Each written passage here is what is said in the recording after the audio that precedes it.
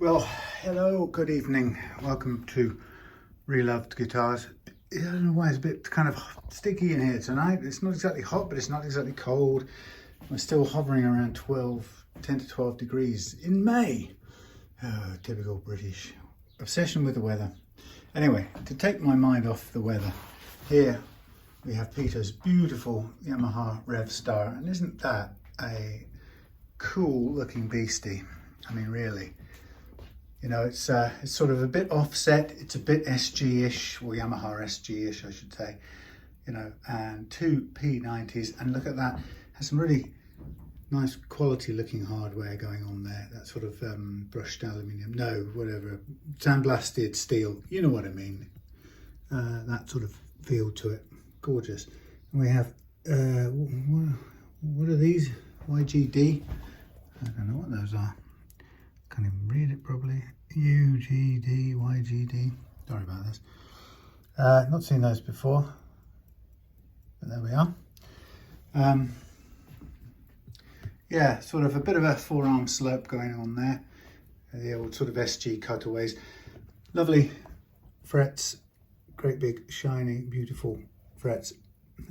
Slightly sharp, and then we've got pretty headstock. I think there's probably already, it's a tusk of some sort of nut, maybe a new bone.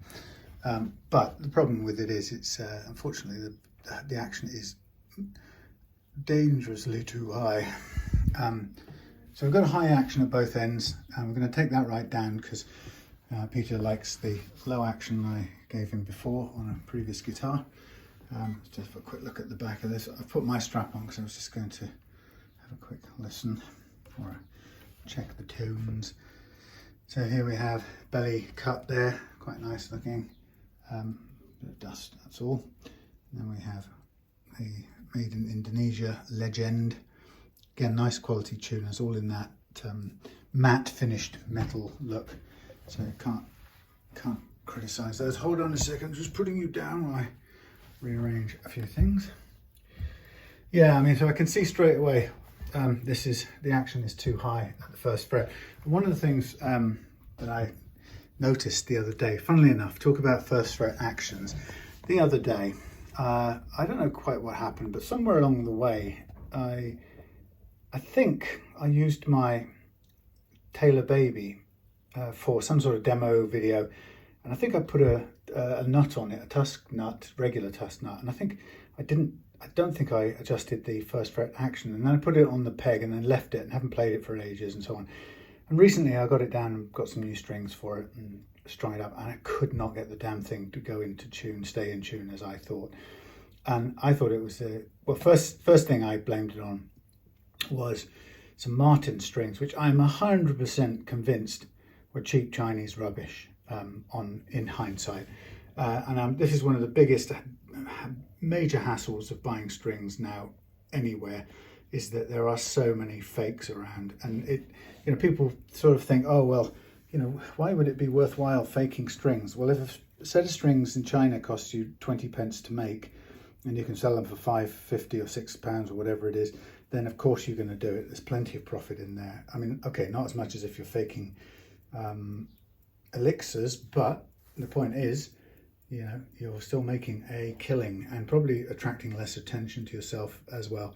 So there are definitely fakes around, and I had these horrible bright brassy looking coloured strings. They weren't even phosphor coloured, they were that sort of yellow colour. Anyway, I thought they were horrible sounding anyway, but I thought that's why it wouldn't go into tune. And then I looked closer and, well, wouldn't you know it, it was back to the good old days, look, when the action was so high. And I thought, oh, I've never set this up again, because I used it for demo purposes and, got distracted, went on and did whatever else I had to do, and probably giving myself a mental note saying, yeah, you'll come back, won't you, and sort that out. Anyway, so basically what I found out was the nut first fret action was way too high. And of course, it was right back to where I started with 7 or 8 years ago, when that guitar's high first action showed me some of the key things I needed to know about setting guitars up. So anyway, I sorted that out, and immediately that was back in tune, and it was lovely. So that kind of reminded me of how important this is, and you can see that on this guitar. It's way too high. I'll measure it in a minute, but it's much too high. What I noticed as well is that on a short scale guitar, where the strings pound for pound feel bendier than on a longer scale guitar, any excess height over the first fret puts a guitar out of tune even more easily, even easier than it would do if it were a full scale or had heavier strings. And what I've also noticed here is that Peter has, well, he uses 8 gauge strings because he's getting weakness or arthritis in his hands. So he's opted for 8s, and of course that makes this much more sensitive to, you know, going out of tune because they're bendier strings. So any pressing down here is going to put this quite significantly out of tune. As you can see, it's a lot of travel. So we're going to take care of both ends of this thing. Some people in comments have said things like, well, that's pretty terrible for a, you know, for a 600 plus pounds guitar. You know, the fact that the first fret action is too high, and that's, you know, I kind of agree with you, everyone who says that, because it, you know, it shouldn't be impossible to have a well set up first fret action. There's no excuse or reason for having it high. Whatever anyone says, you could go to 0.4 of a millimeter, you know, which is conservative and safe, and still avoid the majority of tuning problems. Of course, if you try really hard, you can push anything out of tune. But what we're talking about here is giving your guitar buying customer the best experience they can have, and sending it out at 0.6, 7, 8, 9 a millimeter. It's just no good excuse really, other than a sort of cynicism really that, well, they'll carry on buying them anyway, won't they? And that's really what it comes down to. It comes down to in the end, and I find that's it's a shame to imagine they think of their customers like that. So, oh god, this is about 0.8 of a millimeter, if not more. It could even be 1 at this rate. It's very tall. So no wonder this is out of tune, or this plays out slightly out of tune, or won't help keeping it in tune. Now the what's it? Oh, look at that. That's about 1.2 millimeters. I mean, that's just awful on the G of all things. You know, it's like a lamb bleating. Let's write it down just for posterity's sake. 1.2 millimeters, possibly even more, on the G first fret. That's the worst of the lot. But you know, that's an example of how you will never get this sucker to stay in tune. Now, what I'm just going to do, I'm going to leave the camera, the iPhone camera, pointing at the bench, and I'm just going to gently put this beastie on. We'll plug it in for a minute, and just kind of demo that tuning thing with the first fret before we take it down and change it all around. Okay, let's have clean. Let's not have a booster.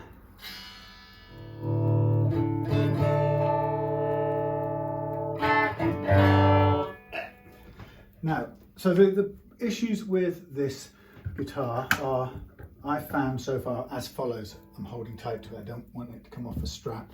It's not its natural strap. So issues are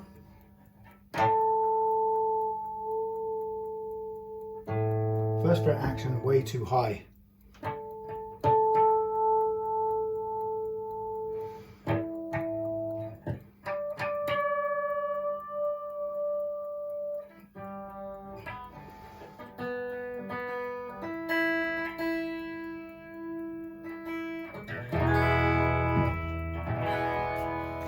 Right, everything in tune. Let's play an open D.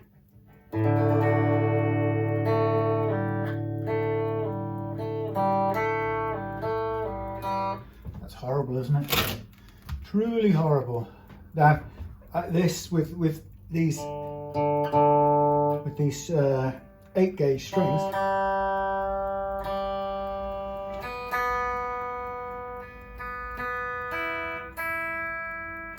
Sorry, I will finish the sentence.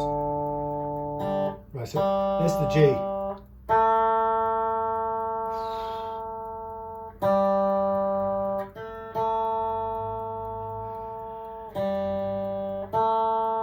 what's that?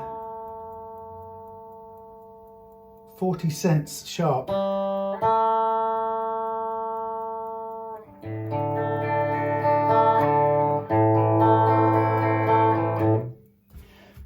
Like I said, it's not easy. It's not helped by the 8-gauge strings. That's got a nice fluty tone to it, that neck pickup. I can't bring myself to do it because it's so out of tune. I'm surprised. Oh God, there goeth my sanding paper. I'd be surprised if Peter's actually managed to play this at all. Right, back down you go. Hello, back on target. Yeah, I mean that's if you didn't know what was causing that and you bought that in the shop, you would, having paid so much money for it, you might be embarrassed to go back and query it. But you would just leave it hanging up. You wouldn't play it because it would just be so arable. So we've got far too high at first fret. I mean that's criminally high, 1.2 millimeters. But we'll get rid of that. We'll take it down and we'll reshape the nut. So problems are criminally high first fret, too high on the last fret, and sharp frets on the edges. They're not overhanging this way, but it's on the corners they're left a bit sharp. So I'm going to, I think we need to round them, but I mean, they are beautifully polished, I'll give them that much. So let's do something. First of all, so when it comes to this situation and you've got two quite gross variables, I'd call it, meaning, you know, that both ends are really quite high. If you want to start making adjustments without sort of trusting that one is right and the other one, the point being is they're interrelated. So if you just do one and then ignore the fact that that affects the other one, you'll be in trouble. So what I'm going to do is I'm going to put it down to a first fret action. Oh look, stays in tune. How nice is that? Sorry, rubbish view.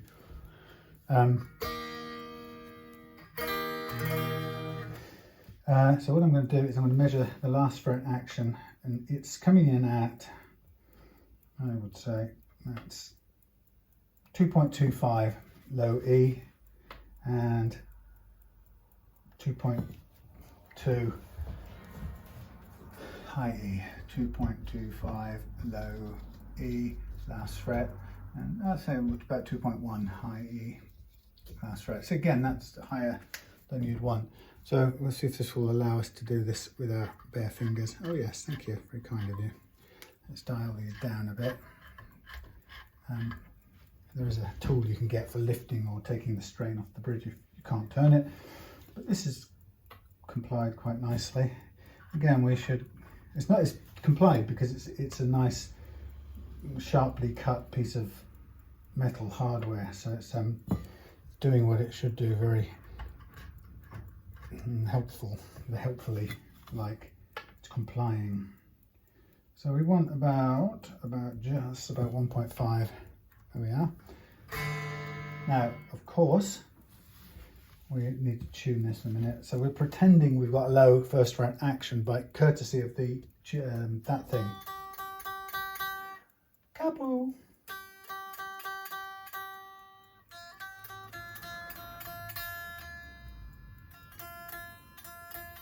Okay, this isn't picking it up very well. Let's just get no, we don't want that.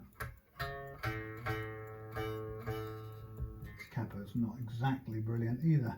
Let's try that. G sharp. No, this is A sharp. What am I talking about? And A sharp is known as B.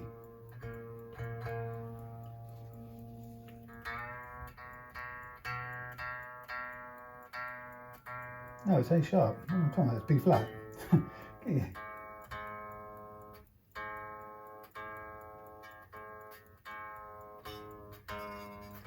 What am I talking about? What am I talking about? I'm not going sharp, I'm going flat.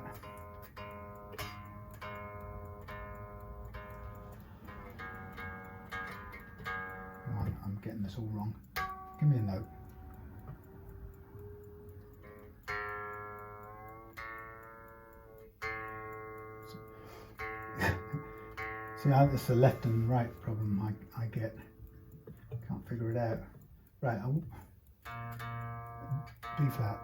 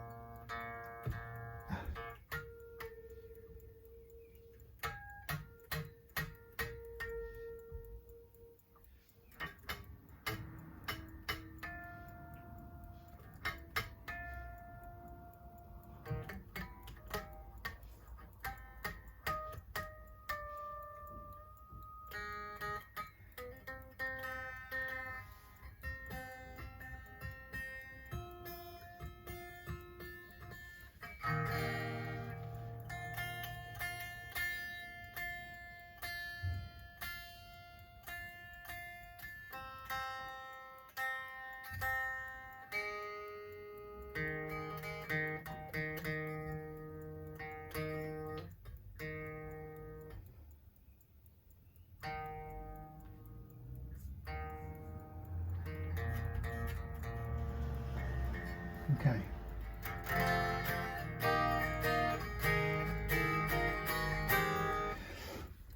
So what I've done now is I've got myself the last fret action that I want.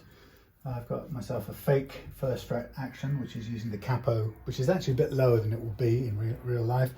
First thing I can see is that the pickups at this new action will be too close to the strings, so we need to take those down a little bit more into the body, or press them into the cavities a bit more, so we don't get too up close and personal.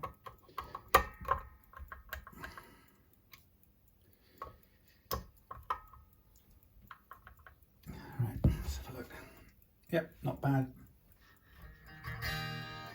Okay, so now having got it to that position, now what I want to do is just check the individual notes. In one sense, it would be fantastic if we didn't have to do any leveling. We could say, wow, that's our 600 quid. Well, I spent, oh, by the way, the thing I didn't do was check the neck relief. I did actually the other day, and it's got a little bit in there, which could even be considered a fraction too much, but let's have a look. Start with a 0.4. I think it's about 0.3 or 0.4. Sorry, it's not a very good view. I'm just putting this on its side and looking.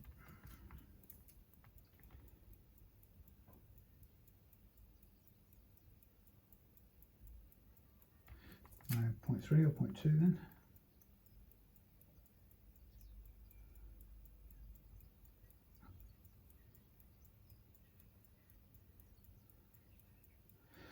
Yeah, just over 0.2, or just under 0.3 I should say. It's not bad actually. I think we'll keep it there. You can see some scratch marks on the frets where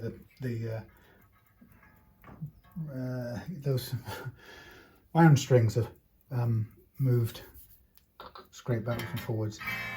Okay, so now we've got the relief just about right. We've got the first and last fret action close to right. Question now is, do all the notes play? And I'm very pleased to say, Yamaha, so far they do.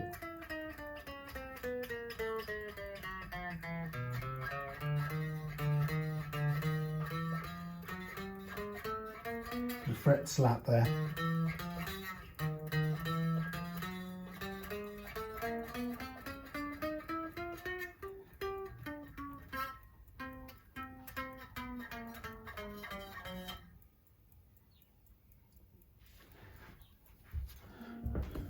Horses.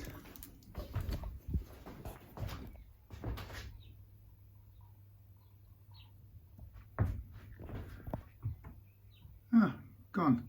Sorry, couldn't see that. Some horses just went clopping by.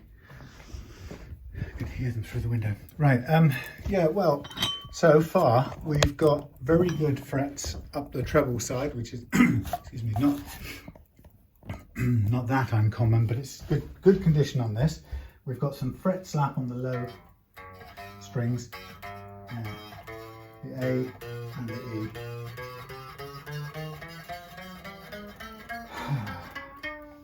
Now let's see what we've got in the way of bends.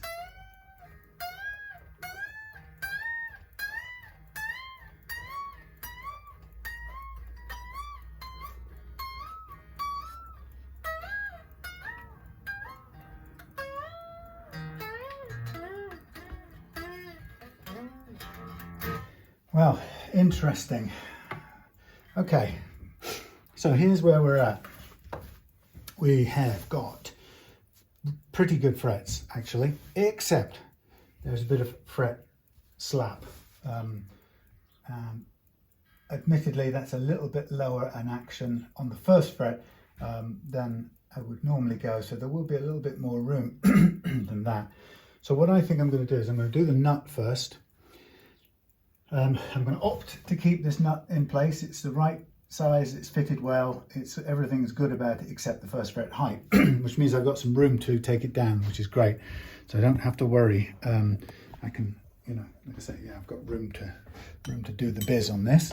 So what I'm going to do is I'm going to take the first fret down, and then I'm going to check and see if we've still got fret slap going on after that. And if we do, then it's a different matter, and we will probably need to I'll need to level the frets. Now, you know, it's not level, I would say. This is it's time to write a second ebook actually, or maybe just a big revision or an extra revision. I think I've said it several times recently now, but one of the things I found over the last year or so is that a stiff truss rod that holds its shape really well actually does something extra that I never really understood that it did before, and that is it not only levels frets, which in a sense this guitar probably hasn't got any major problem with. Nothing's choking out, there's no individual spots of high frets, so it's been done well. But what happens, I think sometimes after the manufacturer, even if they've done the frets, maybe they've even plecked it or leveled it. I don't know what Yamaha does with this guitar. But one of the things I suspect may still happen is that when it's strung, then the neck kind of compresses a little bit, and the compressed loaded neck has a slightly different bumpy profile compared to when it's unloaded and leveled, or even different from when it's mechanically curved using jigs and stuff, because curving it by pushing it is not the same as curving it by compressing it. So yeah, they are different things. So so I think that, well, I'm finding that the fret slap, that buzz accompanying every note rather than specific set locations, fret slap can be relieved or reduced by using a stiff banana, if we may use the phrase, meaning that it has this amazing ability to, when we calibrate it, we make an idealized curve out of the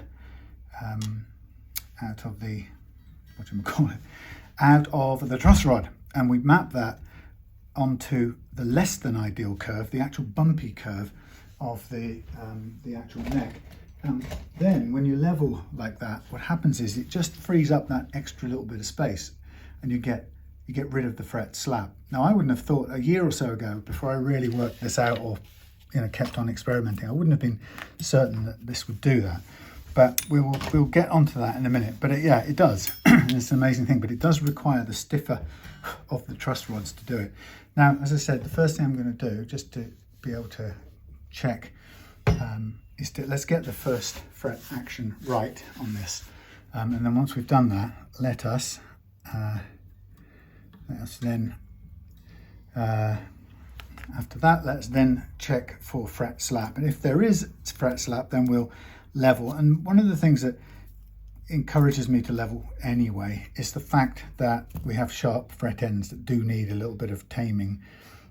They are actually, and when I feel them now, they are sharp in the upwards direction as well as in the corners. So they've they've sort of left them nice and shiny and beautifully beveled, but you can still often leave them too sharp or a little bit too sharp.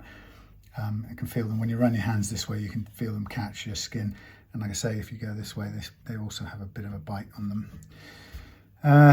So let's go with the G first. So let's see, we're so much more than 0.3. So I'm going to do this in the old style that I've become accustomed to, using my jeweler's thingy file.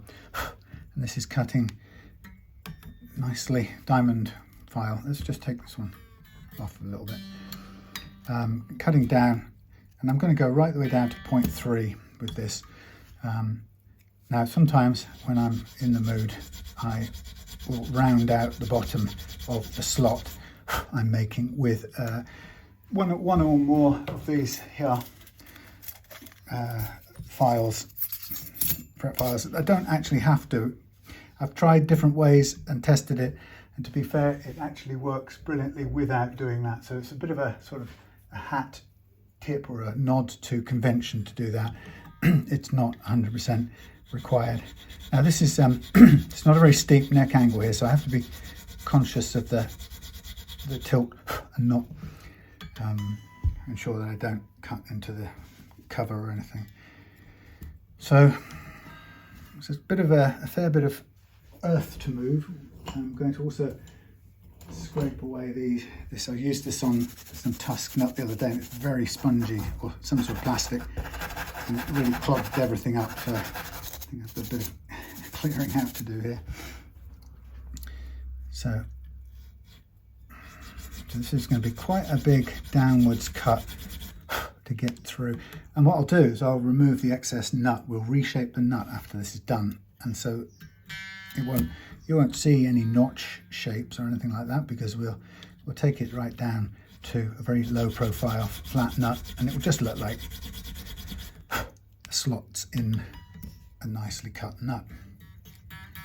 So we're coming down now to almost just above 3, and I'm going to go with 3. Some guitars I'll go with 4 just to be on the safe side. With this one, because it's 8 gauge and that's what Peter's staying with, I'm going to go with 3.3, because I don't want him to have any detuning, or as little detuning when fretting at this end as is possible. So that's my target. You can probably, let's have a look. Yeah, you can probably see there, that's quite a nice little slot notch opening up. I'll say that's right on the money for my liking.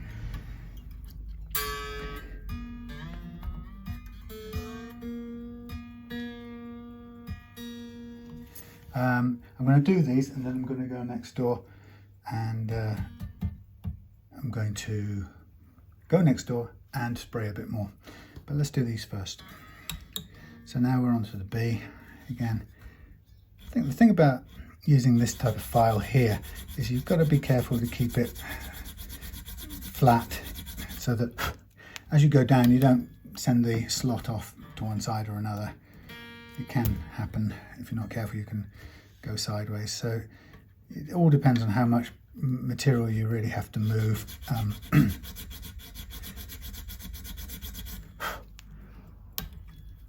The more you have to move, the more you might want to stop, take down all the excess and reconvene and finish off the amount afterwards, because then you have far less to take away. As soon as the notch becomes deeper, you're working, you're having to cut the sides. You're cutting sideways as well as downways. That's spot on there. I'm going to stop right. Is it spot on, or is there a fraction of? That's very close. As near as makes no difference, darn it. So I said to Peter that when it comes to a nicely fitted nut like this, and it's tusk already, if it ain't broke, don't fix it. Well, in the sense that it's broke, but it's only broke in the sense that the action is wrong. So don't fix it by replacing it for the sake of it. It'll save him a tenner or something in parts, from the cost of the setup. And it just means that we go with what's there. Actually, that's not true. It's not 10 because then there's working the nut, but you know, it saves a little bit, and it's not wasting material. So I'm just carefully coming down. Now, of course, the downside or the risk of any of this is you only got one shot at it, so you can't afford to make a mistake. Get a mistake on any one of these 6 slots and you'll be putting the new one in and starting again, which I could do without, because I'm not sure I've got a ready-made black one. I might have, but I have got a couple of blocks of black tusk to work with, but that means making a custom one from a big block, and that takes forever, and then copying across the slot spacing and so on is always a challenge. Okay, so we're nearly there. It's very, very close. Now, sometimes you think, well, why don't I use the file? And actually what you find is that the file, the guitar luthier's file, is actually almost too thin. It'll create a really wedgy little slot, and I would rather this gently work this notch until it's just right. I think we're spot on there. And then take off the excess off the block a bit later on. Okay, so now we're coming across the other side. Now this is simple in one sense, right? But you've got to be precise with it. Like I say, you can't afford to get this wrong. You'll end up having to do it all again if you do. But it's not a rocket science. But you can see that when it comes to being precise on any particular guitar, then you know it does take a bit of time, and I've always presumed that's why one of the reasons why the manufacturer doesn't pay that attention. I mean, it's not because they don't know the secrets of setup. I mean, you know, if you've been making guitars for decades, you'll know it isn't magic. But I think it probably ends up coming out as a game of margins. And I suppose when you think about it, it's dictated by the market. And if the market will carry on buying guitars with high first fret actions without immediately sending them back and telling Yamaha to give me a refund and start again, then you know they'll keep selling them. And why would they add extra costs into their process if there isn't a problem in the first place? So again, it's back to that thing: if it ain't broke, they're not going to fix it. And I sort of understand that. And one of the reasons I got annoyed about it in the first place, when I first discovered how badly off these manufacturers made their nuts in the first place, I think that's spot on. You know, I was kind of a bit on the outrage.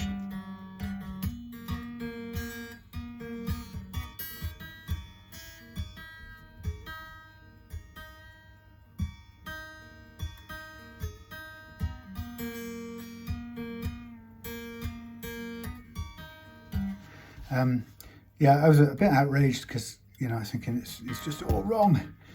And then, I think what kind of cheesed me off most of all is the fact that I've met lots of people who've struggled with guitars like this, and ended up sort of taking it on board and assuming it was something they were doing wrong, which is why it was playing so badly, and kind of accepting that, feeling less than, and living with it, you know. And I find that that's a bit bad, you know.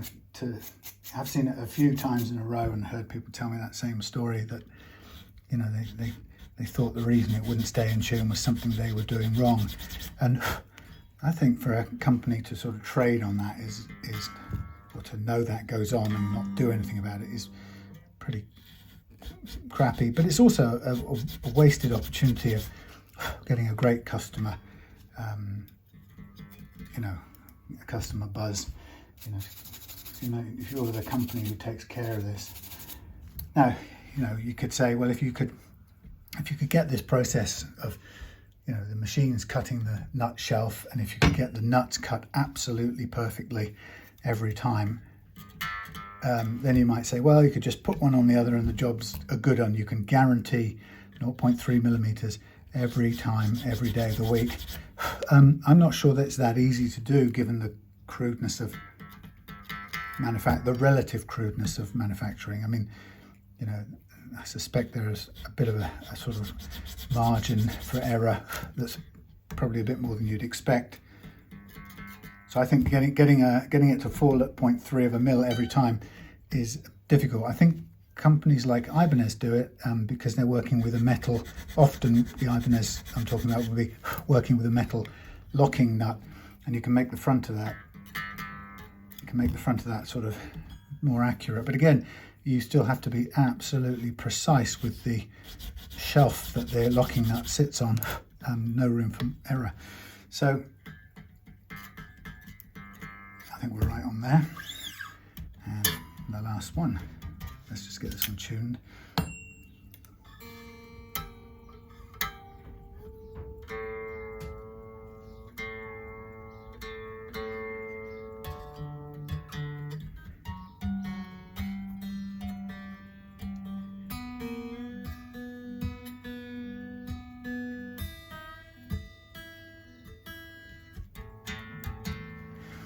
Yeah, so they don't do it, they don't. And I think they ought to. There's a little bit of gap still up here. I think I'm just gonna, no, you know what I'm gonna do? I'm gonna do this first, and then I'm gonna go back, take the excess off, so that we're only working with a very small amount of cutting down from here onwards. Now, what I find sometimes is with the low E, this is actually quite a good file to use. It cuts tusk really well. I don't know quite why, but it seems to do a good job, and it's just the right size too. Well, sometimes it cuts tusk very well.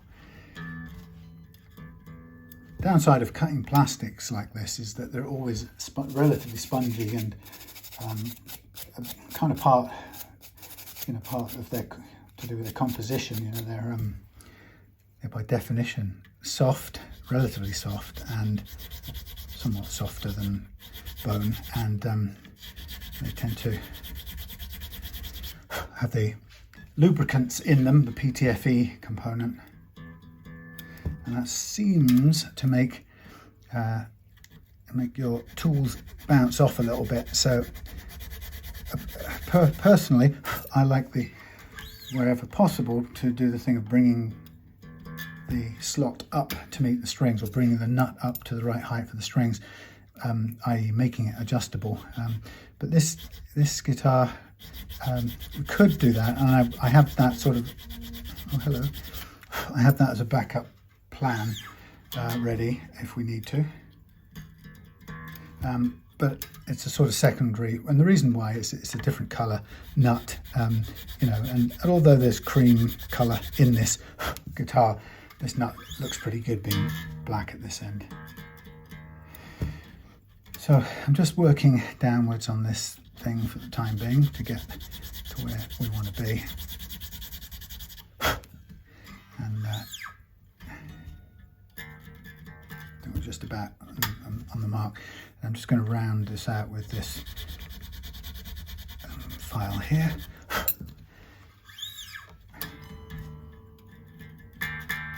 Okay, now you won't be able to see very well, sorry. Doink. Checks the camera, oh yeah. So, let's take an E. Now remember that hideous out of tuning we had?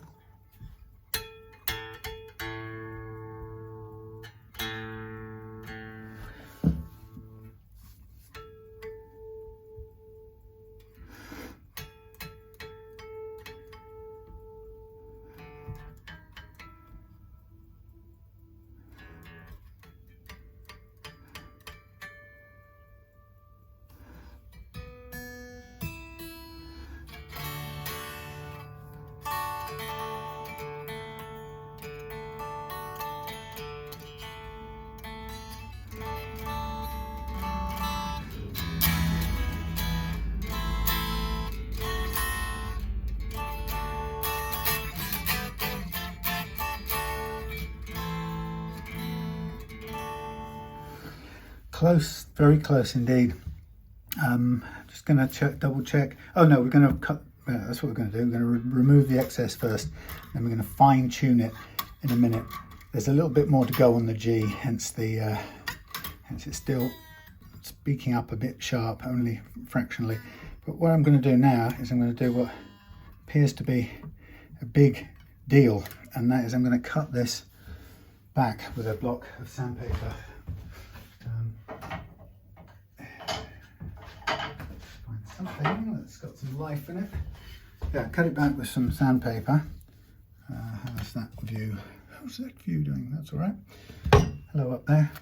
So here we go.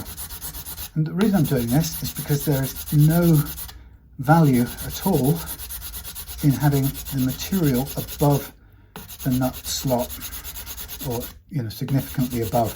Now we do need a sort of half round, if you like, semicircle tunnel, half pipe I call it, for the string to sit in. It obviously needs to be low enough, deep enough for the string not to fall out.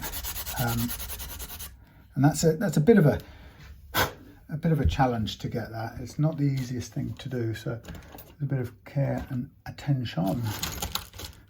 My little brush. Somebody said I saw that brush and I thought obsessive perfectionist.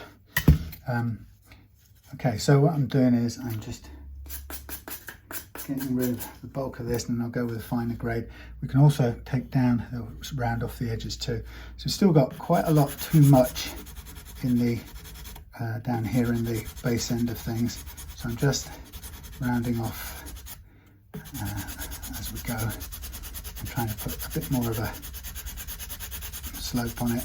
Obviously it's quite difficult to do and just guess the slope, but I'm running off the back edge of it now, so it's kind of it's not taking down the whole slot, it's taking it back into a bit of a curve. Again, still relatively too deep, but we're kind of getting there. And we could use this and go off the top first as a flat. Obviously you've got to be confident not to run this over the frets, which you don't want to do, and so on. You've got to kind of get a feeling that when you're at the edge and you want to round it off, you also know what you're doing. And then tilt it back a couple of grades. I'm doing two different angles really at this point. There's the second of the two, and then there's the third of the two as a sort of far edge, like that. Okay, well that's not a bad. Oh, while I'm at it, we are going to do some fretwork, so I'm going to begin by, well, I'm presuming we're going to do some fretwork. If nothing else, we're going to need to round off the fret ends, which will require a polish out anyway. So it's just a smart move at this point to mark up the frets while we can, while the strings are off, really. So we will, it will need to, if once I've got the correct first fret action, if we still have fret slap, then we'll need to fret level anyway. Very slight, but we'll do it purely with a view to clearing up the slap, which is the bananas. Second benefit, if you like. Right, let's get these tuned up again.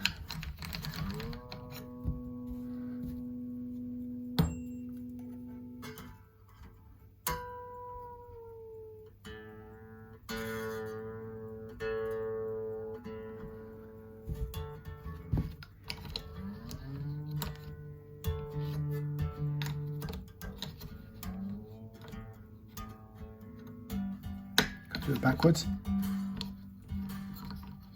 No, it is backwards.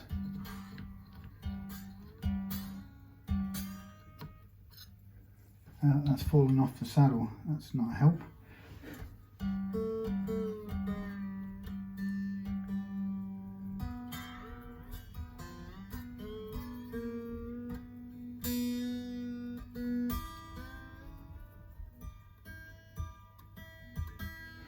those tuners feel very, very good quality.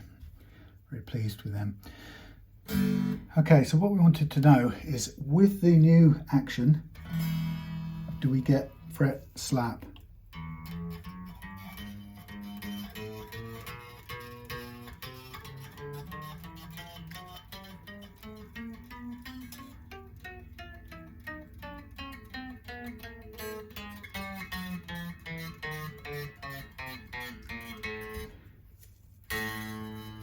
A very, very little bit. Yeah, so we've got, yeah, just only the tiniest.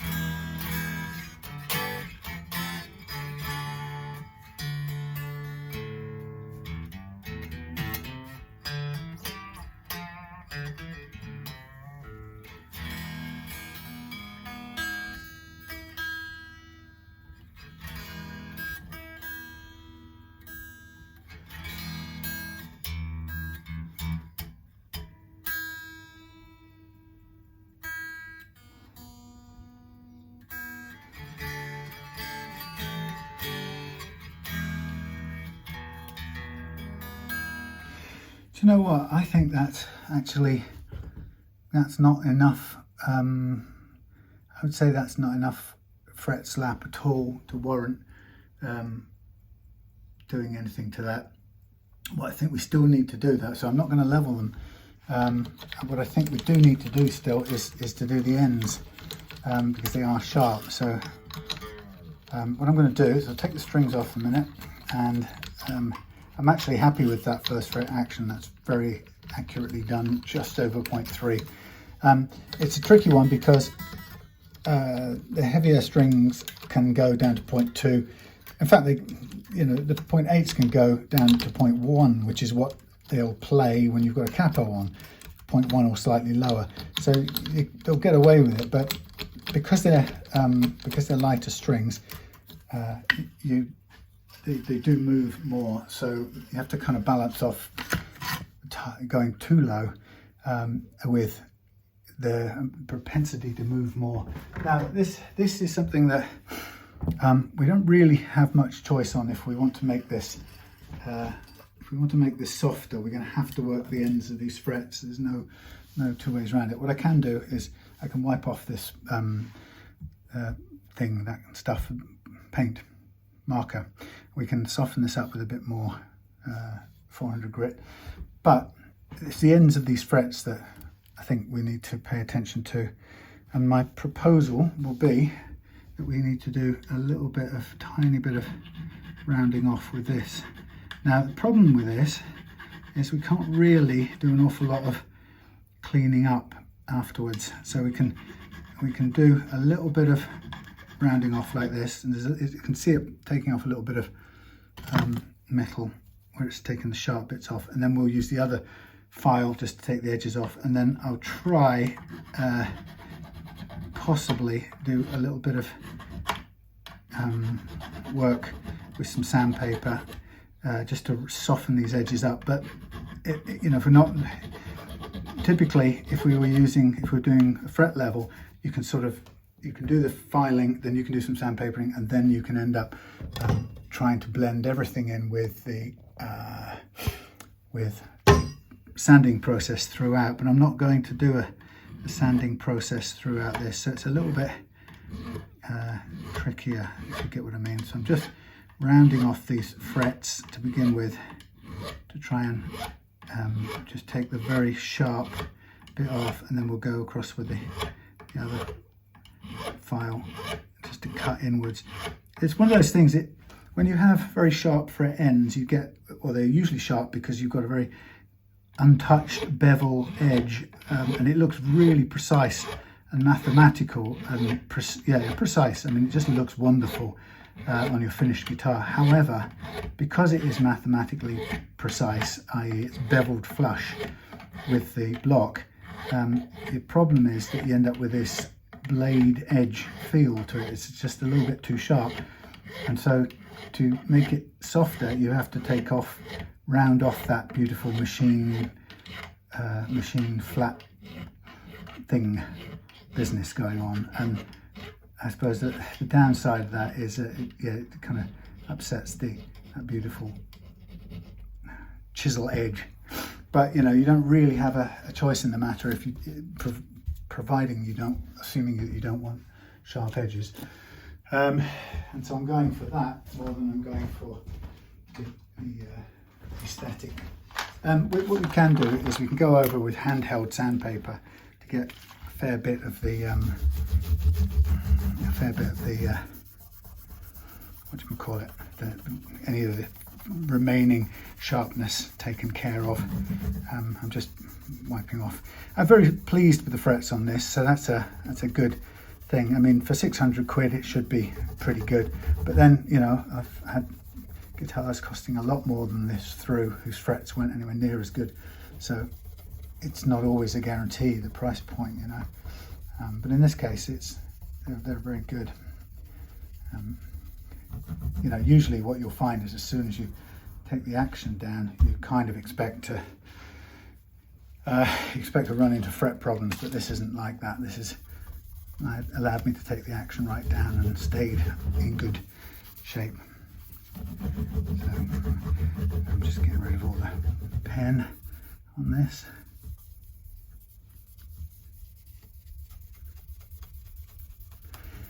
Okay. Oops. Okay, so that's one side done. I'm going to turn it right round. There's little balances on here, on its end. I'm just going to work my way. Don't know what you can see there. Yep, just work my way back up. Again, here I'm going to be very careful to ensure that I don't go anywhere into the body. Now just check the time.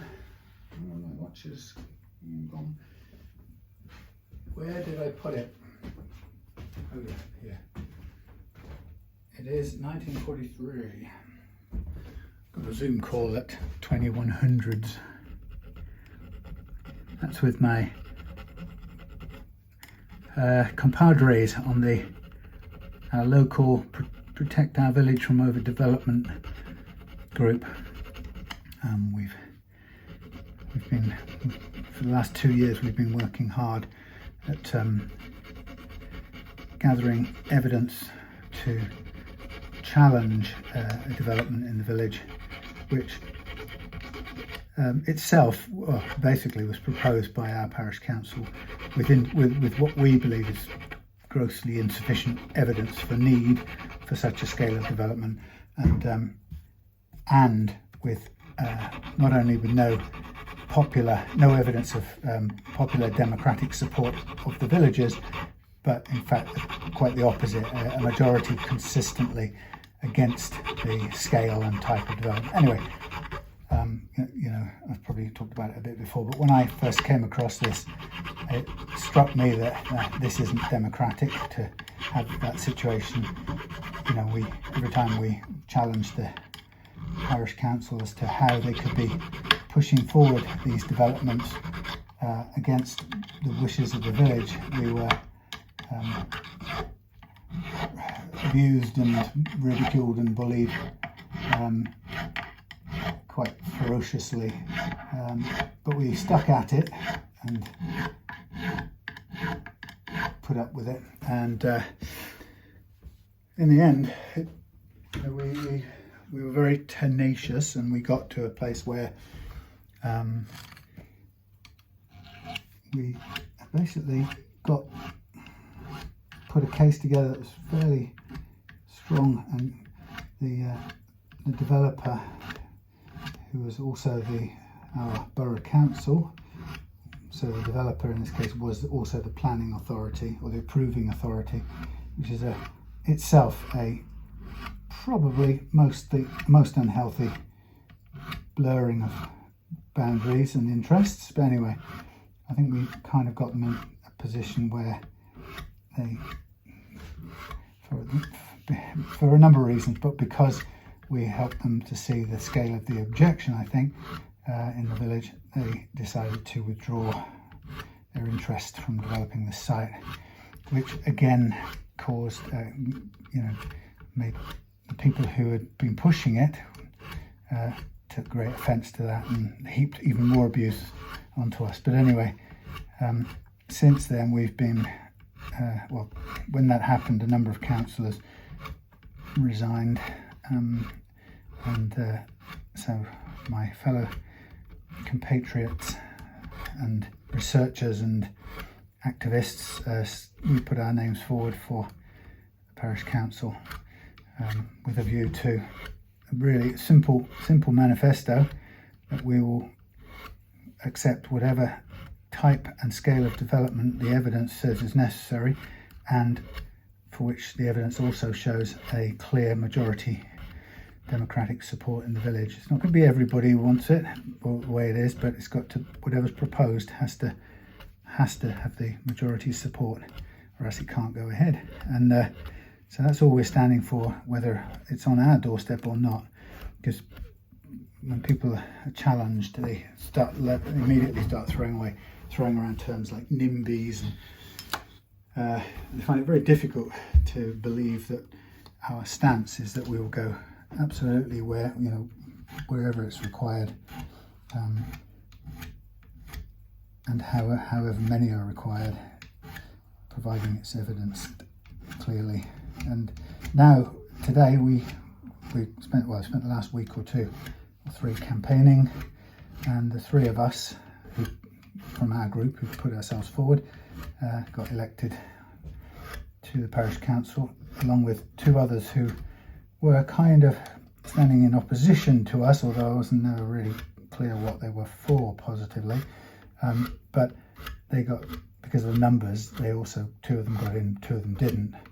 And I'm happy to say that the two who also got in are also, I think we can work with them. They're not, I don't think they're impossible to work with. So I'm looking forward to not only making a positive difference for the village in demonstrable, tangible terms, but I've been excited throughout because we've used people power to put to get the council on the spot, because all the way through this last 2 years, when the people with vested interest, they try to bamboozle you and get you tripped up in the minutiae, which we, by the way, we also understand and have at our fingertips, but we've also been able to pull back to the big picture, which leaves them with nowhere to hide. So it's no matter what avenues and rabbit holes they go down, we just come back to. Tell me again how it's appropriate that you're pushing forward this development that 90% of the village told us last week in a survey they absolutely don't want, and which the village has been telling you from day one they don't want. And of course there's no coherent, credible, acceptable answer to that, which is great. So I think that's why we got through with what we did, and so we're kind of just looking forward to improving it. A part of me, we went down to the count today. We were invited down to witness the count. So Karen, my co-conspirator, and I went down together. She stood with me on the ballot sort of thing, and we went down and watched the votes coming in, and it's very. It was nothing. People sitting behind COVID barriers doing the thing, which is well organised and all this stuff. But one of the things that was quite difficult was to imagine if only one of us of the three got in, versus more of the other side, and where we would actually, how it would be, because I think we really did need all three of us to be on the case in order for it to be to make a difference, really. So anyway, as it happened, it worked out fine. So the village has given us its trust, should we say. But part of me, standing there, part of me just thinking, oh God, I don't want to get on at all. I don't want to be tied up in all of this stuff.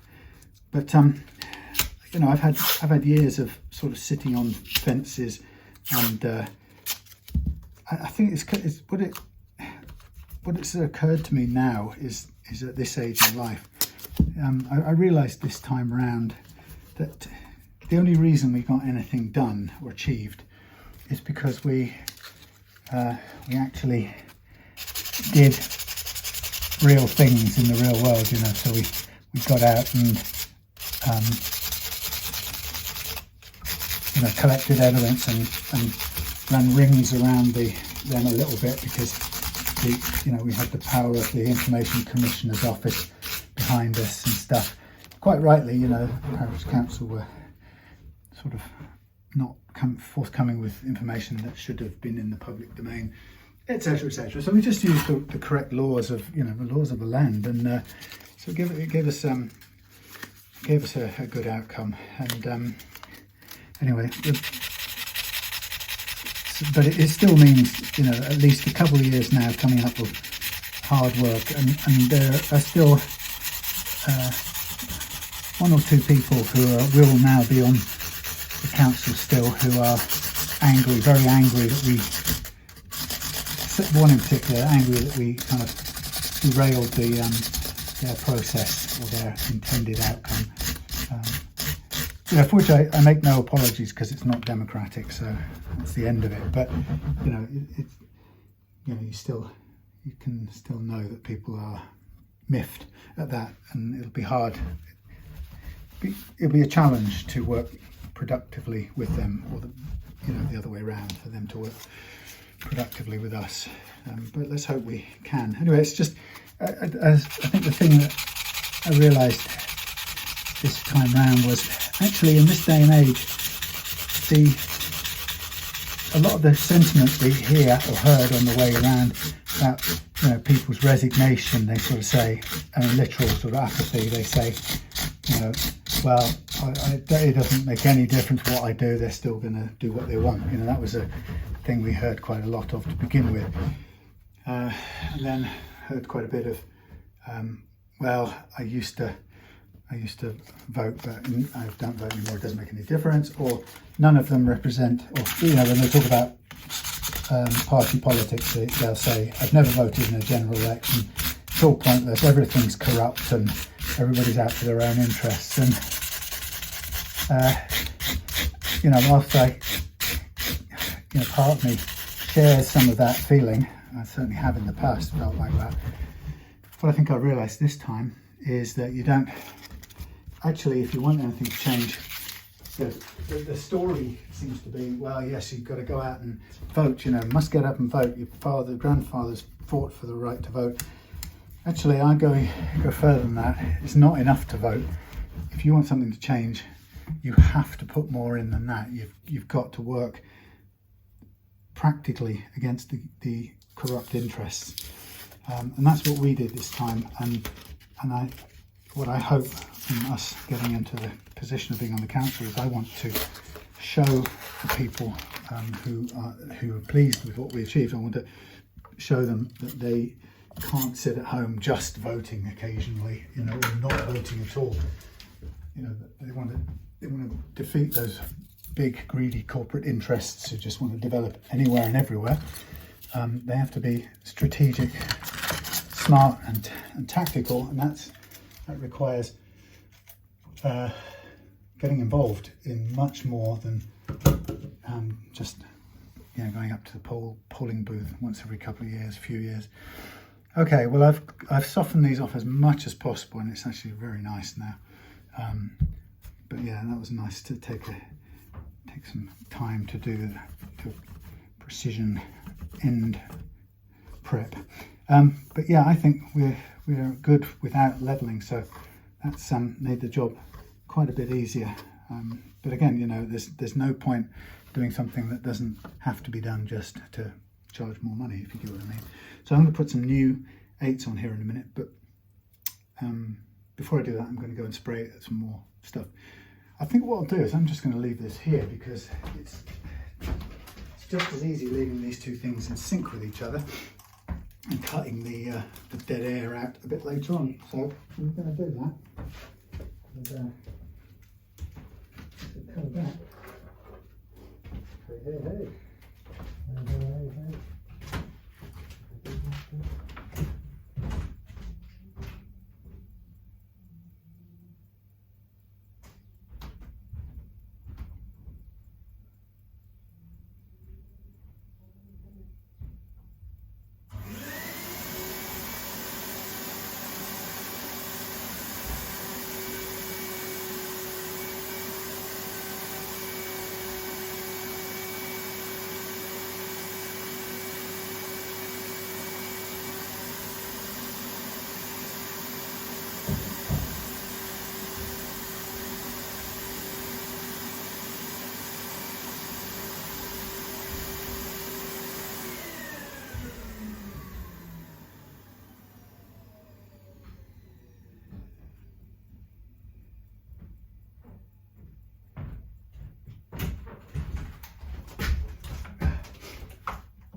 Right, well, all I was doing there was a quick spray, clear spray over a headstock.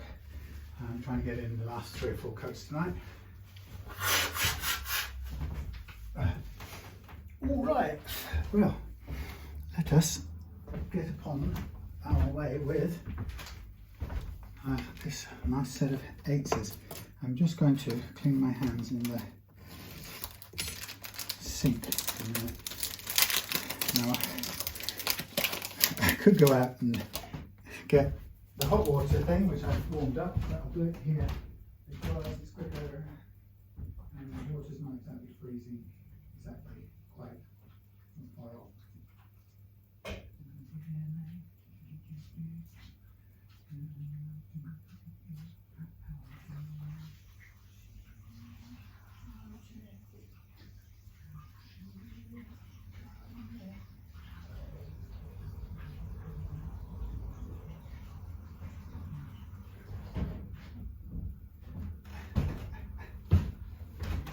Coldish water, but not too cold.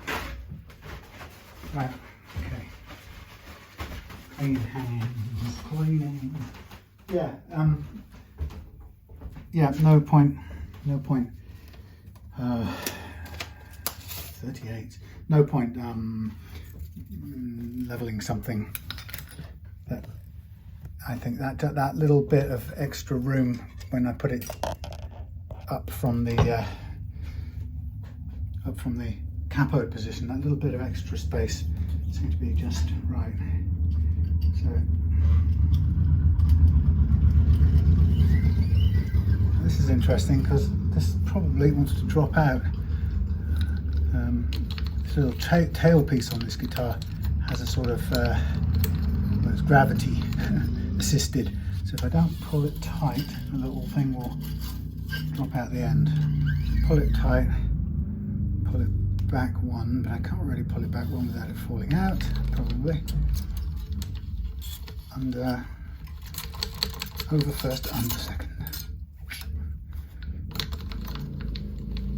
Now what I've just realised I've done is I haven't oiled the thing, so let me just put a bit of oil on here. Do you know, just do it for you. Right. Yeah, so overall, I think this will be much better to play. Lower at both ends for a start, and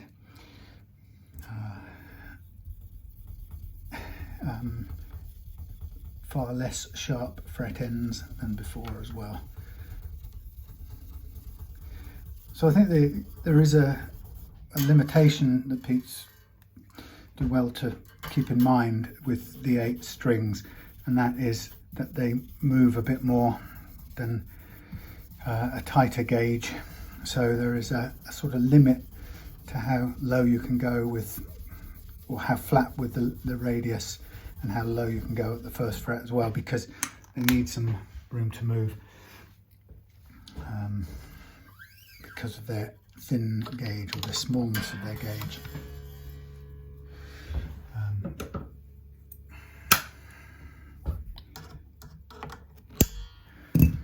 Okay, here we go. Walking down the street. Now I'm not going to play this at the end because we heard how the tuning difference, how much different the tuning is as a result of taking the action down.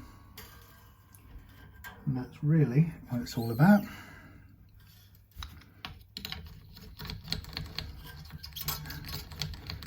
Like I say, with the problem is if you go any lower with the first fret, the extra movement of the not so tight, is that the word? Not so tensioned strings, because they're smaller gauge, that risks grounding out because of the gauge and the lack of tension. So it's a bit of a, we could go a little bit lower at the first fret, but I'm not going to in this case. I think we've got to come to a practical compromise in terms of playability. Okay. But yeah, good. You know, thumbs up Yamaha for the fret conditions, apart from fret ends. And you know, only let down by first fret action. You know, which, as you can see, takes a bit of care and attention to get it right. Confidence to do it. Not impossible. You know, for anyone who's fairly confident with their guitar teching, fiddling, then it's, you know, it's pretty easy. Oh, I will check the intonation, by the way. It seemed perfect the other day when I checked it, but I'll double check it next after we stretch the strings. And bear in mind, by the way, when it comes to stretching the strings, I do not risk stretching too hard on the 8s because they are prone to breakage and it just becomes an expensive business to and push too hard. It's just the way it is, you know. You have to. Yeah, that came undone. Well done. Thread that in the back end. So it's a matter of keeping all these strings under tension, or else they do flop out. I want this one to go under the loose string like that.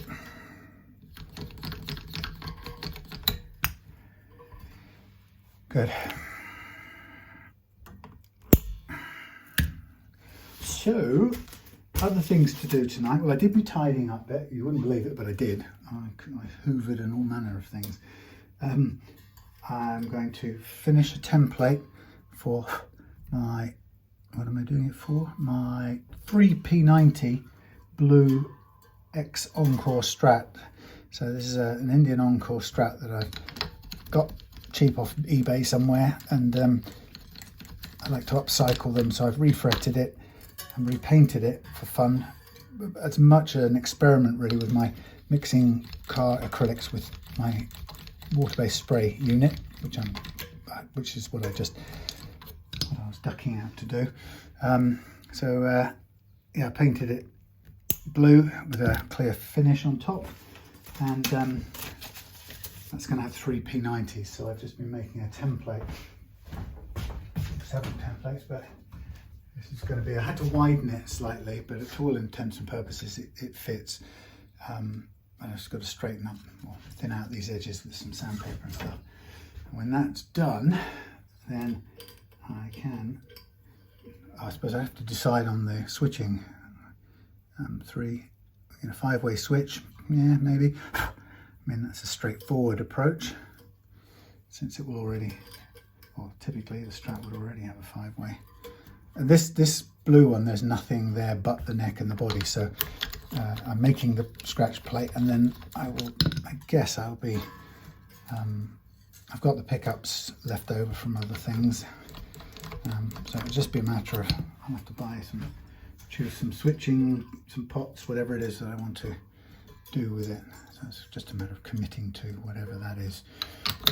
You see how I'm keeping the strings all taut so they don't come out from under that lovely little tail piece, which Peter showed me the other day is actually sprung, so you can use it as a bit of a pressed down vibrato unit, which is quite an interesting little touch. Okay, so there's my strings strung. Zip in. Note to self, tomorrow must get some more bin bags. Okay, so now at this point, I'm going to have a look. stretchification done. Now this is where it gets very dangerous. Very careful. I mean, you know, if we get playing and I like it and there is enough room to go down a little bit on the first fret, I'll do it, but I'm not sure there is, so I certainly don't want to go there too early in the game.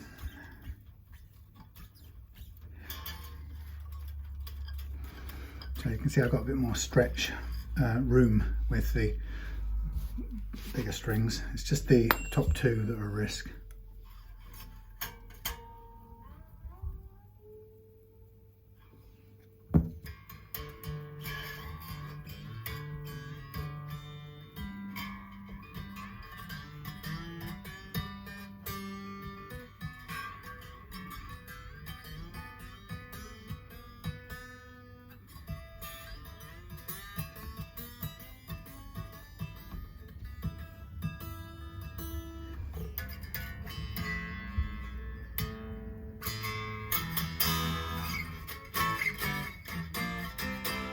Light as a feather. So with this I'm going to do some stretching with the thumb and forefinger business, but I'm going to be extremely careful when it comes to the higher strings, because I can't afford, well, I can afford because Peter kindly put in a couple of pairs of 8s because they are more specialist and I don't happen to have them sitting around. So I'm just looking at these frets here, you know, I think this thing's been leveled in the factory, actually. I think that's why they're in such good shape. I'd love to know if anyone knows about the production of these, or even whether it's plecked, because I think this thing, I can see the flat spots on here. It's not completely round, but it's perfectly playable. But to my eyes, there's a distinct flatness. Again, it's not a terrible thing.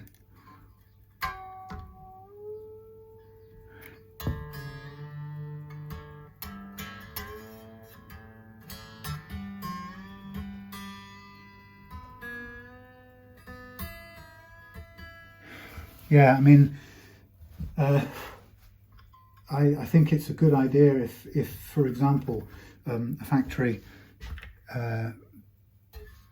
levels the frets in the factory and then just polishes them out without really crowning even, and just buffs them. So you could do a radius block level and the buffing in matter of a minute really, and you could see how that could be done to leave a very nicely finished guitar with a good range of action reduction possible, while leaving it still being able to play.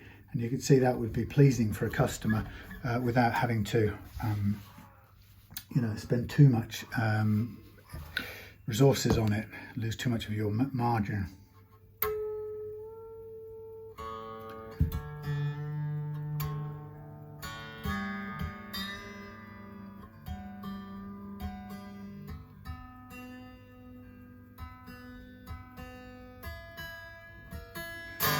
Okay, I'm just going to check this on the, that's nearly in tune, I mean nearly stable, so I think I'm going to stop there because I don't want to risk busting anything in pursuit of stretching it completely out. I'm just going to support the back end of this a minute so I can just get it tuned, test for intonation. A little bit difficult the way it's posed.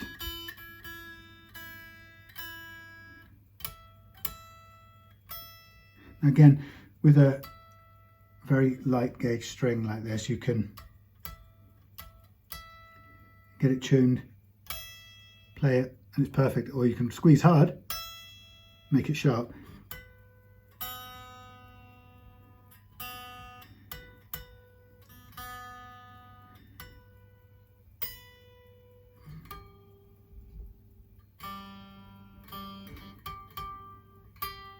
It's actually spot on, which is great.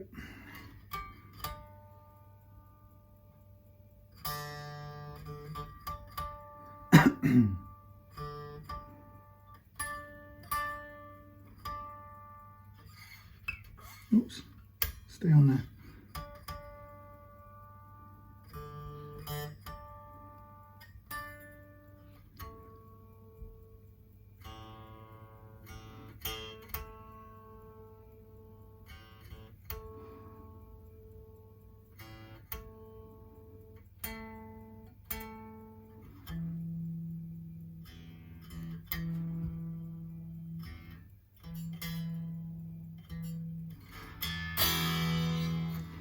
happy with that. Well, there we have it. That's going to be it. A fairly quick one. No breaks, no stops. I mean, you know, that's great. That's thanks to whatever Yamaha did in the factory with the frets. That's made that a lot easier. Just a few little details taken care of, particularly the nut. The action looks fine at the nut now. I'm not going to make any suggest or make any further reductions. Well, let's have a look. He said, having said that, he said, let's just check what we got here. I'm going to make sure. If one of them's just a fraction over, it could be. We'll see.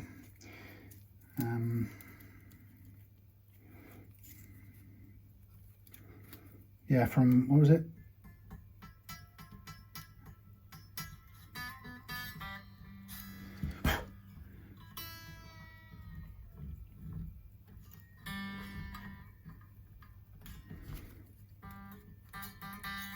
Yeah, I'll do a little bit more on that one because that's the key.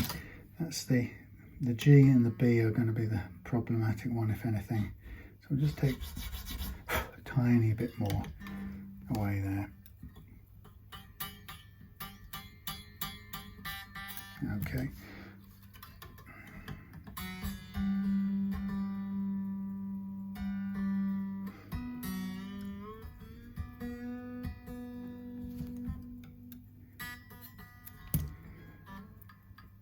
Quite nice once you've done this. I can see where the string is touching right on the front edge of the fret. Sorry, the nut. It's shining up already, which tells me that the slope is perfectly good. All right, happy with that.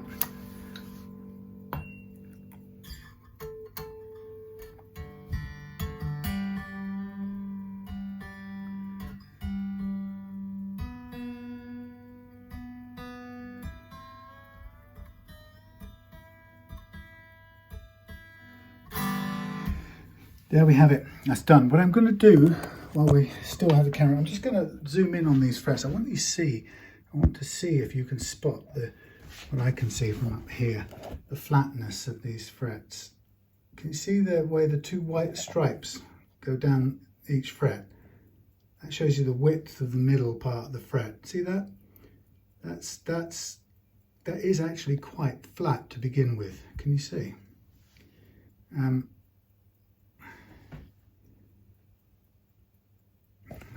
To see there. So I think this has been leveled in a factory environment. There you go. You can see how, actually you can see right in the middle of the picture now. Can you see relatively, that's quite a big flat looking surface across that fret there. Look under the G string. That's actually, it is quite a flat looking thing.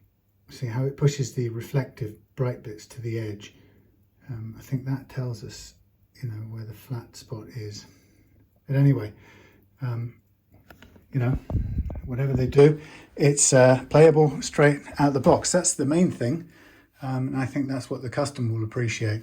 Customer didn't get the ends smooth, which I've done, and didn't get the nut right, which I've done. Lowered the action at the bridge. Everything is good. Happy. It's going in the bag, and Peter gets to save some money as well because it's not that complicated all round. Okay, thanks for watching. See you again soon. Back at Reloved Guitars. What have I got next week? Well, I'm going. Hopefully, I'll be driving up to Swindon to pick up some guitars. I'll be cryptic from a well-respected, well-loved and respected musician who's been big British musician who's been big since the 80s, you could say. So I'm looking forward to that. Hopefully that's on. I'm going to go. He doesn't want to risk sending things in the post, so I totally get it. There's some good work in it for me, so I was more than happy to charge a little bit to go up and get some good work, which I'll be looking forward to doing. So that should be exciting. I might even record a bit on the trip. Obviously I'm not going to shove a camera in the chap's face. Anyway, thanks for watching. See you soon.